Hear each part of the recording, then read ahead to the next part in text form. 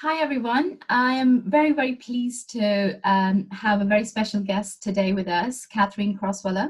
Kathryn is the co-founder of Women and Girls, a charity that works for menstrual hygiene in India.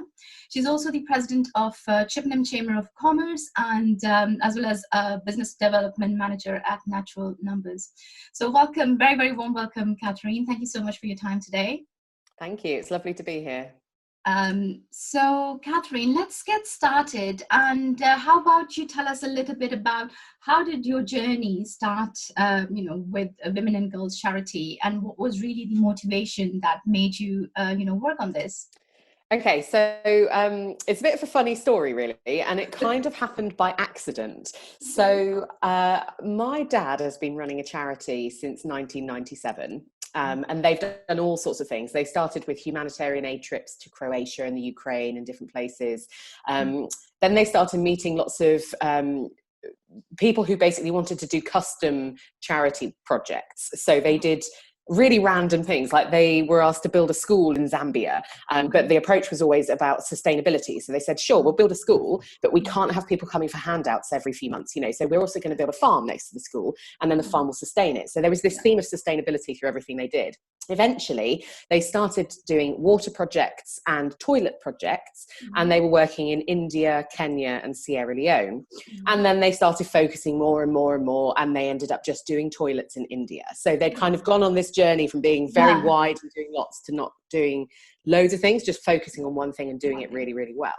Yeah. So as they became, or my dad kind of became this expert in sanitation and looking after people's health and well-being when it comes to toilets, he met the inventor of a product which is called a sufkin.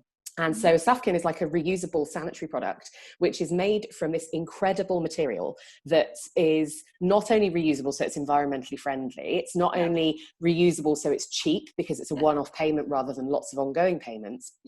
But it's made from a material which is effectively inherently antibacterial. So the way the material is constructed, you can wash it in dirty water and it still stays clean and safe and hygienic to use. So my dad met the inventor, amazing, we need to be doing this, giving this to women and girls, etc. So he spoke to the trustees of his charity and he said, I found the product, I've met the inventor, this is just the best thing ever. Can we start fundraising for it and distributing it? And the trustees said, look, we've done this. We started out here and we've narrowed down and we've focused and we now just do toilets and we want to really stay focused on what we do.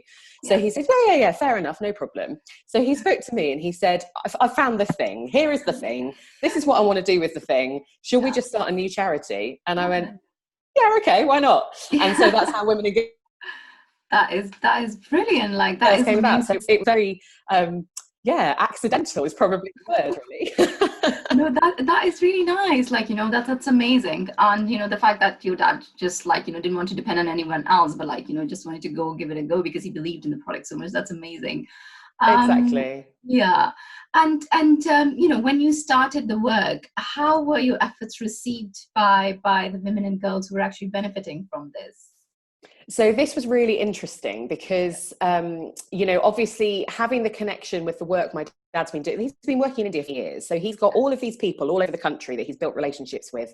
And, when you go and you talk to people about toilets, which is what he does with his kind of original project, that's quite a thing for a lot of people to have a conversation about, and so moving over into talking about menstrual hygiene management and sanitary products, actually it wasn't that much of a leap because there was already this understanding, we talk about toilets, we talk about bodily functions. This is something that we have to deal with. What we have found is really interesting because at the moment, Women and Girls just focuses on two areas. So we work up in Gujarat and Ahmedabad with a very, very well-established organisation called Manav Sadhana. And we also work with Sanitation India, who are based down in Tamil Nadu. So we've sort of found the same reaction in both parts of the country, which is encouraging because I think that really shows that there is a common theme. Ultimately, what's the best way to put this? So I used to be a teacher in a former incarnation, and kids are kids. Kids understand their bodies, they want to understand what's happening to them, and they want to talk about it. So when we were able to go into schools, obviously things have been a little bit disrupted with COVID this year, but going into schools and talking to girls, I can remember being in a school and it took about 5 minutes before I had girls putting their hands up saying, I've got a funny smell. Is this normal? I've got a funny feeling. Is this okay? I have a lot of pain. Is this all right? And it was really interesting because there was a definite kind of yearning to talk about something that is not really talked about. And so I'd sort of gone into this thinking, the young ones are going to be fine. I know about kids, you know, they're receptive, they're open, and ultimately want to understand what's happening to them. I was not expecting women to be as open as they are. And actually, it's been really refreshing to find that there are some exceptions, you know, don't get me wrong, but, you know, for a subject which is massively taboo, not just in India, but in lots of places around the world, actually people do want to talk. And we've had some interesting experiences because obviously my dad is involved with women and girls, and he's a man. So there have been some situations where he's there and he's saying, I talked to my daughter about periods and it's all fine. And that sometimes gets a mixed reaction. And I have been in situations where if there's a man in the room, everybody just clams up and they don't want to talk about it. But, you know, coming at this from the perspective that I have, not only having been a teacher and working with teenagers, but also as somebody who I've seen the development work that my dad's been doing for the last 20 odd years. And I have a very strong feeling that working in a foreign country, you know, I live in Wiltshire in England. This is like whiter than white, you know, and then I go to India and I'm like, let's talk about periods. It's very, there's a part of me that feels very, very uncomfortable about this. You know, I'm coming from England, white woman, I'm saying, here is a product, this is going to make your life better. There's something actually very judgmental about that if you don't handle it properly.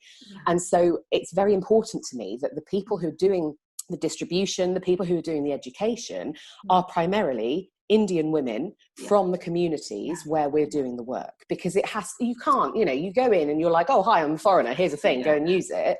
That's not going to bring about change. It has to come from within the community. Absolutely. But, and this is where it gets really interesting, there is this phenomenal balance. Amazing woman who works up in Gujarat with us, and I was there in March, just before the world went crazy with COVID. And we were able to kind of do this double act, you know, so she could do this education, and when somebody would say, well, I don't go to a temple when I'm having a period, and she'd just go at them and she'd be like, why don't you do that? Blah, blah, blah, blah. And she's just amazing, like really assertive and really confident and really good. And then I could stand up and I could say, you know, when I was teaching in schools in England, no girl ever in my almost 10 years of being a teacher, no girl ever stained her clothes. And they all go, oh, because actually what we find is an awful lot of the girls that we work with stain their clothes because they don't have sanitary protection. They then get embarrassed. You know, there are horrendous stories about bullying that happens from staining of clothes from your period. And I say to them, but the reason this is the case is because we talk. And I have had girls come to me, it's a good few years since I was a teacher, but I've had girls come to me and say, I've been caught out, can I have some pads? Or miss, I haven't got any pads with me. And, you know, and so then I'll have a drawer and I'll give them a pad and it'll be fine. And that openness actually saves them the embarrassment. Whereas the perception is that the openness causes embarrassment. And so having this kind of dual perspective, I suppose is the word, you know, somebody from within the community who can speak their language literally as well as metaphorically, and then somebody coming from a completely different setting and saying, you know, this is my experience of periods. I think the two work really well to kind of throw a whole different perspective on the situation, and it's just been brilliant. People are so receptive to what we're saying. That's amazing. Really is amazing. And going on to next, you know, you know, as a woman, like, you know, having, you know, all your life here in England, like, you know, you're working full time, this and that. And then along with that, like having to, you know, start something that you're passionate about, but it's like in a different country. Like, how do you feel, like, you know, how has your support system been? What has, like, you know, allowed you to feel like, you know, that, you know, yes, you can do it. So what is that support system like for you? So in some ways, we've got a really easy sell, in inverted commas, because to buy a pack of pads, which are made in India, incidentally, so this is a product that's giving people jobs, keeping money in the local economy, you know, it kind of ticks lots and lots of boxes. All we do is fundraise. And it costs £5 to provide sanitary protection that lasts for 2 years. I mean, that is coffee and cake money. You know, this is nothing to most people. So as somebody, I hate asking for money. It's not a background that I'm really very comfortable with.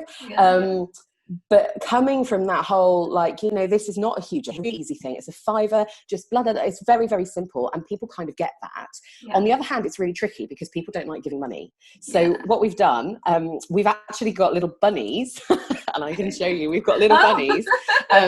So we've got supporters all over the country who are knitting these bunnies at the moment because one of our trustees, Liz, she's just this phenomenal force who like really takes the cause, I suppose is the word, and she just goes and says, this is what we should be doing. So she said to me one day, I've had a memory. My mum used to call sanitary pads bunnies. I'm going to knit you bunnies. And then all of a sudden we had all these people across the country knitting us bunnies, which we can then sell for £5. And then the £5 from the bunnies provides bunnies. So buy bunnies to give bunnies. Brilliant. So yeah, it's an interesting thing because especially at the moment, you know, no one's really got very much money. People are quite isolated, and actually since the COVID stuff has happened and the lockdown stuff's happened, we've had lots of people contact us and say, I'm going a bit crazy stuck at home. Can I have the pattern to knit some bunnies? Because it gives them something to do, which is really, and then through that, there's a way to spread the message and you know, all the rest of it. So it's ace.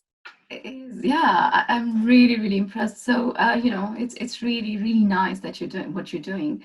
So moving on to the next question. What is the most satisfying part of the, you know, doing all of this for you? Like, what is it that makes you feel like, you know, this is so fulfilling? I could talk about this for a long time. So there are lots of things, really. I suppose the whole purpose of Women and Girls is to connect with women on a very basic level about a very basic need. And it's about, you know, our kind of tagline, if you like, is giving women and girls comfort, dignity and freedom. And everything that we try and do is about working on a level that makes sense to the women. So that means we're looking for a way to say to them, your situation at the moment is fine. You know, women coped, that's just what we do, but it's 2020 and I think we can do a bit better than coping now. So we look at the situation and we say, all right, you're using a cloth, you're probably using it when it's damp, you're probably washing it in dirty water, you're probably not drying it particularly well, cleaning it in the dark and, you know, in secrecy. We can make this a more comfortable experience for you. No one likes having periods. You know, it's not anyone's idea of fun, is it?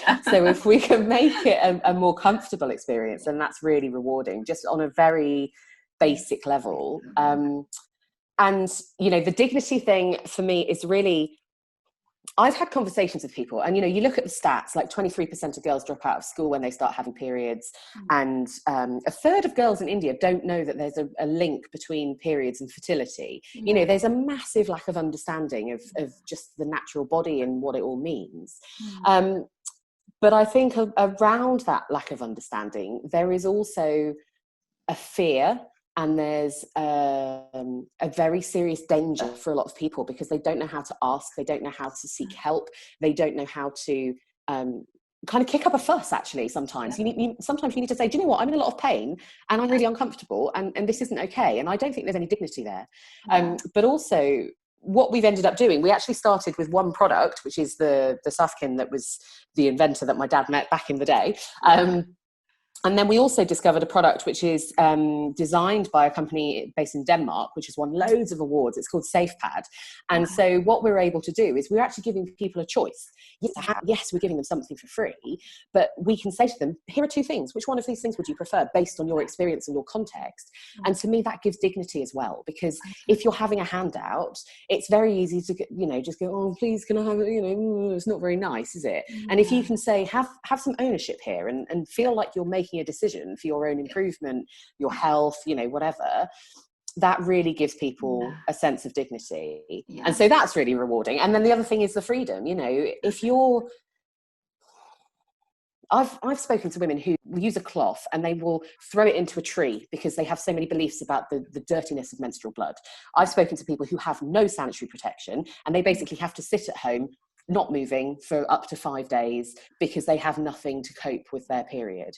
You know, there was a story that came out, this was just utterly heartbreaking. There was a story in the newspaper a couple of years ago now. I think it was about April 2018, and it was about cane cutters in the Beed district in Maharashtra, where they will have hysterectomies because it's difficult for them to cope with having a period. You know, we're talking about experiences that are so far beyond the experience of the majority of people that you can just think there isn't any freedom in that. You know, if you have to dread having a period every month, how horrible is that? I mean, we all kind of dread having a period every month, but, you know, there's levels. And to be able to say to somebody, you don't have to sit at home, because we can give you a pad that gives you freedom to move around, go to work, go to school, all of those things. It's just a human connection, and it's just providing them with the equality. I think that's what it comes down to, because if women are stuck at home 5 days a month, that's 2 months of their life every year where they're missing out on work or school or equality with men, and it's not fair. Absolutely. And I love it how you explain it, because, you know, it's like, you know, kind of for us, like in, you know, being in, you know, situations, I would say situations of privilege, like compared to, you know, girls who don't have access to anything, we just don't think about these things, take it so much for granted. But like, having heard from you the examples and how you see it, like, you know, actually really liberating these, you know, young girls or women, it is absolutely amazing. And if you were to, Kathryn, if you were to think of an example when you, for the first time, you know, whatever example comes to your mind, when for the first time you felt like, you know, what you were doing, you felt sense of achievement in what you were doing. Can you think of anything? Lots of things, actually. I'm sure. I think the one thing that really stands out, so we worked with Sanitation First India, based down in Chennai, and we did a distribution which was like, the whole distribution was really interesting. So first of all, I'll just give you a bit of background to how it worked. First of all, this was actually a visit that my dad did to India, and he was involved in the distribution, which always is very interesting. And they managed to get to about half the girls in the school. So they had the conversation, they explained, you know, gave them some basic biology around periods to start that conversation, and they gave them the packs of pads. And the teacher said to them before they left the room, put it under your clothes. Don't let the boys see that you've got these. So that was really interesting, because you kind of immediately go, hang on a minute, we've just spent half an hour talking to them about being open and having conversations, and we're immediately undermining that, which kind of shows that this is not going to be an easy problem to fix. You know, this is centuries and centuries of taboo that needs to be addressed. So that was kind of the first thing that was really shocking, I suppose. You know it on a head level, but then you see it and you know it in your heart that this is the reality. So that was the first thing. And then what we tend to do is, after a distribution, we go back about 3 or 4 months later just to see what's going on, really, so that we haven't kind of just dumped these pads and then gone, crack on, hope for the best. You know, we actually go and see if people are using them, if they like them, if they're comfortable, if they've got any issues. And so what we found, it was safe pads that were distributed at this school. The half of the girls who were in the conversation when we did the distribution, they were absolutely loving them. And they were saying that some of them had been using disposable pads that like last about an hour, and then they made them itch and they had rashes and all of this sort of stuff. And they were saying, this is brilliant, I can wear this for 6 hours and it's just so much more comfortable. Then there were conversations with the half of the school who hadn't been in the distribution and had been given their pads by their teachers later on. And they said, oh no, they're rubbish. Oh no, awful. They leak everywhere. I used it once and then I stopped. So that was really interesting. So then obviously there was a conversation of, right, why is there a difference? What's going on? And what they realized is that, so it kind of applies to both products, but definitely for a safe pad, it's much more obvious. On one side, it's a bit like a towel, and it's got that kind of towely texture, which you know is going to be super absorbent. On the other side, it's smooth and like shiny. And so what had happened is nobody had explained which way up to wear it. And it's like the sort of thing where you think, but that's really obvious. But then we're talking about a context where people need to be taught how to use a toilet because they've been going in a field for their whole life, you know, and it was that real, okay, that is really interesting. So then there was more education, more discussions, and then they ended up really embracing the pads and using them. And that whole process, you know, you'd think it's really simple. And I think when, like, there are a lot of charities that distribute sanitary products, a lot. They all do something slightly different. They have a slightly different approach. And, you know, you could say, all right, I'm going to work with this tiny group of people. I'm going to spend a lot of time really educating them, helping them to understand the product, and then they will become the ambassadors and pass it on. You could say, I'm not going to do any education. I'm just going to dump some disposable pads with them and then move on to somebody else. Yeah. We're sort of a bit in the middle where we want to do some education. Yeah. Because when you start educating, you start a conversation and it starts to empower people. But we also want to do the distribution of the physical product. Yeah. And so having seen how it can go so wrong if you don't have that conversation, and, you know, it's a shift for people. Yes, a lot of women in India use cloth. Like 88% of women in India don't use what we would recognise as sanitary protection. They use homemade alternatives. So there are a lot of women who are using cloths. And yes, a lot of them will wash those cloths and reuse them. But that doesn't necessarily mean that they know how. So let me tell you a brief story. When I went to India earlier this year in March, I went with a family friend who, she must be in her early 20s. So her family are Gujarati, which is why she came with me. She was doing the translation and stuff, because as much as I love to speak Gujarati, I'm not there. So she was brilliant, and she was having all these conversations with people. So before we went, I went round to her house and we had a chat about what we were doing and all the rest of it, and her mum was there. So we're sitting there having a chat about going to India, talking about airlines and, you know, all of that stuff. And her mum says, I can remember having periods when I was really young. And I was instantly like, tell me about this. So this is a Gujarati woman who grew up, and I think she grew up in Kenya. I may be told that. But anyway, she grew up and she was from a traditional Gujarati family. And so she said that her first experience of having periods was that she kept them secret. Nobody knew, not her mum, not her, anybody. And so what she would do is she used a cloth, and then she would wash the cloth in the toilet. Oh, okay. And the daughter who I went to India with has actually done a degree in biology. So at this point, her mind is like exploding out of her head, because she's going, what on earth are you talking about? And so we were both a bit like, oh, okay, just why? And she said, because we didn't have any water. You know, the only water that I could have access to in secret was in the toilet. So I would rinse it in the toilet. Then I would go and I would wash it properly with soap and try to keep it clean up on the roof of the house where nobody else came. And it's just like, you just don't think that people have to go through this, and they don't have to go through it. Let's not mislead ourselves. Nobody has to go through this. But the situation that woman grew up in, that was the option available to her for all of these different reasons. And it's still going on. Like millions and millions of people, some horrendous number, 71%, I think, of the girls that we have worked with said they did not know about menstruation before their first period. You know, how can you deal with that? All of a sudden you think you're dying, or you think something's happened, or you think you've been cursed, or you know, that's why this is so important. The product is important for the personal hygiene, for the personal health, all of those sorts of things.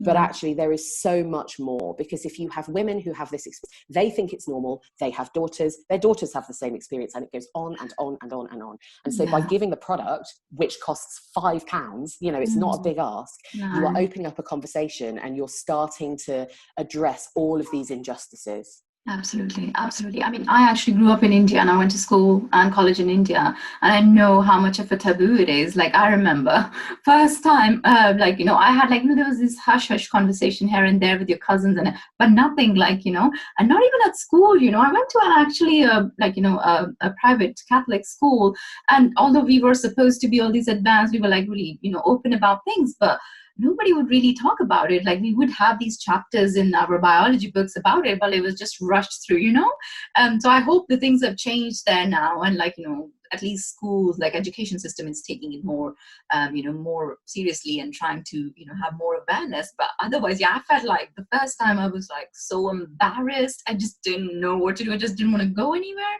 And and then obviously I was in a much of a privilege, but there are so many girls out there who just have to, feel this and, feel really embarrassed and like they've done something wrong. It's just so wrong, actually, that they have to feel that way. And actually it varies massively, So if you go to, there was a report, I think it was WaterAid did a report, and they found a textbook, which is a government approved textbook, it used in Mumbai, talks about puberty, doesn't mention periods. Right. You know, you're like, really? How is that really? even possible? And you know, and this is part of the problem, that different people's experiences are so vastly different from each other. And how can you possibly expect there to be progress where there is so much inequality and disparity, I suppose, between the education that's available? Yeah, I think that's really the first step. And you know, if people were to really focus on how our education system works back in India, and you know, really give importance to these things, and these are important things. You know, even there's a massive taboo about this. Of course, there's a massive taboo again, like about another topic, which is sexuality. And it's just like, you know, you really need to talk about these things. These children, they deserve to know. Like, you know, they need to be made aware. So, you know, they're not just thrown into this, like, you know, kind of dark space where they just don't know, trying to make sense of it and just getting really, really confused. And like, you know, it's really not nice.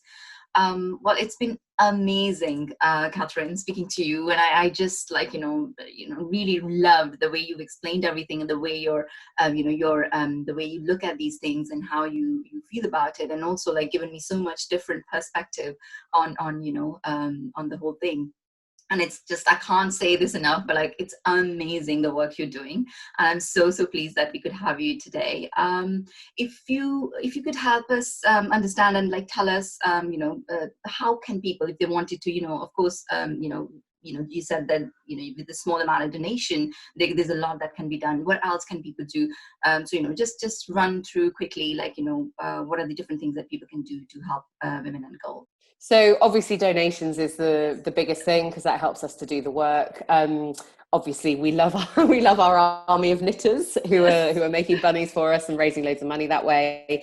But actually a lot of it is about raising awareness. And nowadays it's really easy to actually help a charity or help a cause without spending any money, you know. So we've got social media channels. We're Women and Girls on Facebook, Twitter, Instagram. Twitter is a bit neglected, I must say, but you know, just sharing posts, liking posts, raising awareness.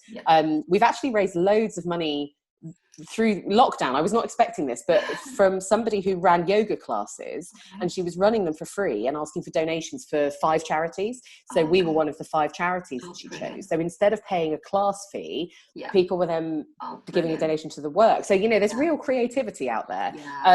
But yeah, girls.org.uk, and just tell people, you know, because you don't think of it. Everybody knows there's a water problem. Everyone knows there's a toilet problem. No one thinks there's a problem with sanitary protection. Yeah, true, absolutely. Yes, I'm definitely going to talk about this more, and I'll be sharing your social media links, and as much as I can do. And like, I'm sure there'll be so many people interested to know about this more, and like, you know, do whatever they can. Actually, well, I'm just making this plan on my own, but at some point, maybe I can come with you to India. Maybe, you know, I would love to volunteer. That'd be like really, really amazing. So yeah, we can talk about it later, but I'm so excited. This is yeah. No, I'm well up for it. Well, I don't speak Gujarati, but I speak Hindi, so we'll work it out. Oh, that's absolutely fine. You're doing better than me, trust me. No, thank you so much again, Kathryn. It's been immense pleasure. Like, you know, really, really thank you, and really grateful that you can take out some time and, you know, talk about this amazing initiative. Like, thank you so much. And I hope to keep in touch. And I'm going to make sure that, you know, I try to create as much awareness about the charity. And yes, let's keep in touch, and let's, keep growing, keep telling people about it. Thank you. Thanks a lot, Kathryn. Take care. Absolutely. And speak soon. Bye. Thank you. Take care. You too. Bye.